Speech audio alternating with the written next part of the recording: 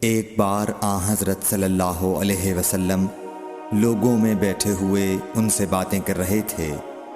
اتنے میں ایک دیہاتی آپ کے پاس آیا اور پوچھنے لگا کہ قیامت کب آئے گی۔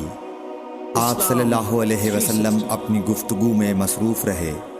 بعض لوگ جو مجلس میں تھے کہنے لگے، آپ صلی اللہ علیہ وسلم نے دیہاتی کی بات سنی لیکن پسند نہیں کی، اور بعض کہنے لگے کہ نہیں، بلکہ آپ نے اس کی بات سنی ہی نہیں۔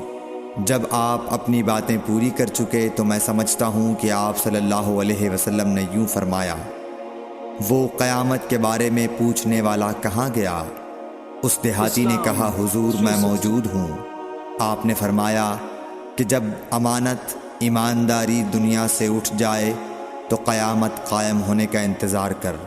اس نے کہا، ایمانداری اٹھنے کا کیا مطلب ہے؟ آپ صلی اللہ علیہ وسلم نے فرمایا کہ جب حکومت کے کاروبار نالائق لوگوں کو سونپ دیے جائیں تو قیامت کا انتظار کر۔ صحیح بخاری حدیث نمبر 59۔